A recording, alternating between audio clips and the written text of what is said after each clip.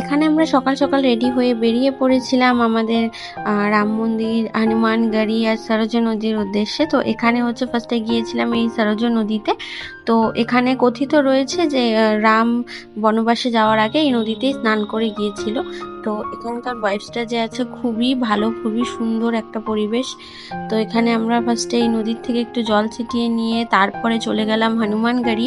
এখানে গিয়ে যে শ্রীরামের তিলক করে নিচ্ছিলাম আমরা। খুবই ভালো লাগছিল ফিলিংসটা, দেখতেই পাচ্ছ। তারপরে দেখো লাইনটা কত বড় রয়েছে।